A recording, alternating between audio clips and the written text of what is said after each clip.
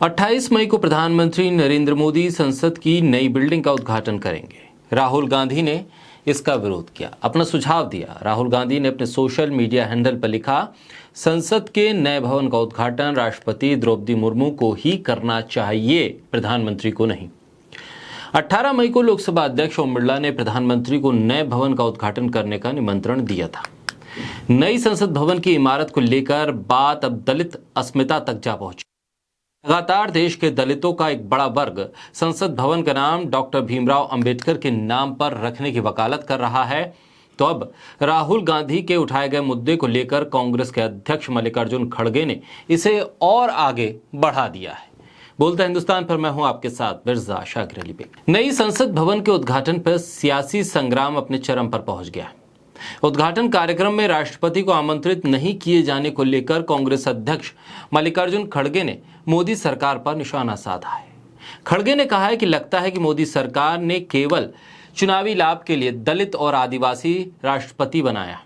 मल्लिकार्जुन खड़गे ने कहा कि पूर्व राष्ट्रपति रामनाथ कोविंद को नए संसद भवन के शिलान्यास के मौके पर आमंत्रित नहीं किया गया और न ही अब राष्ट्रपति द्रौपदी मुर्मू को उद्घाटन के मौके पर आमंत्रित किया जा रहा है। उन्होंने कहा कि राष्ट्रपति भारत का सर्वोच्च विधायी पद और सर्वोच्च संवैधानिक प्राधिकार है, लिहाजा उन्हें बुलाया जाना चाहिए। कांग्रेस अध्यक्ष ने ट्वीट करते हुए कहा कि केवल राष्ट्रपति ही सरकार, विपक्ष और नागरिकों का प्रतिनिधित्व करती हैं।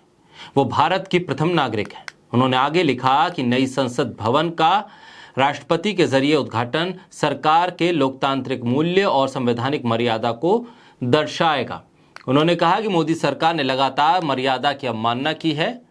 आरोप भी लगाया कि बीजेपी आरएसएस सरकार में राष्ट्रपति का पद महज औपचारिकता तक सीमित कर दिया गया है।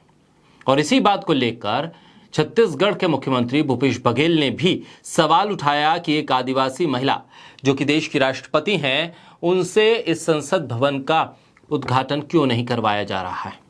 राष्ट्रपति के होने के लिहाज से भी और साथ ही एक आदिवासी महिला होने के लिहाज से भी उनको ये सम्मान दिया जाना चाहिए। 862 करोड़ रुपए में नई संसद भवन का काम पूरा हुआ है। प्रधानमंत्री ने 10 दिसंबर 2020 को इसकी आधारशिला रखी थी और तब भी उस वक्त के राष्ट्रपति को नहीं बुलाया गया था। जी हां, पूर्व राष्ट्रपति रामनाथ कोविंद को उस वक्त शिलान्यास के मौके पर भी नहीं बुलाया गया था। नए संसद भवन का निर्माण 15 जनवरी 2021 को शुरू हुआ था। इस बिल्डिंग को पिछले साल नवंबर में पूरा हो जाना था। पुराने संसद भवन 47,500 वर्ग मीटर में है, जबकि नई बिल्डिंग 64,500 वर्ग मीटर में बनाई गई, यानी पुराने से नया भवन 17,000 वर्ग मीटर बड़ा है। नया संसद भवन 4 मंजिला है। इसमें 3 दरवाजे हैं। इसमें ज्ञान द्वार, शक्ति द्वार और कर्म द्वार, जिन्हें नाम दिया गया है। सांसदों वीवीआईपी के लिए अलग अलग एंट्री है और इसे भूकंप रोधी भी बनाया गया।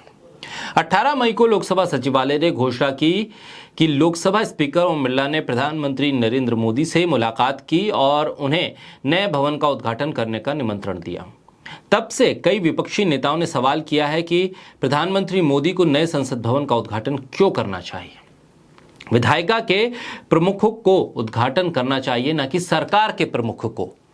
ऐसे में लोकसभा के अध्यक्ष और फिर राज्यसभा के सभापति को एक साथ क्यों नहीं इसका उद्घाटन करना चाहिए। ऐसे में सिर्फ लोकसभा के स्पीकर ओम बिरला की तरफ से दिए गए निमंत्रण पर प्रधानमंत्री को उद्घाटन के लिए बुलाना, इसको लेकर कई सवाल उठ रहे हैं।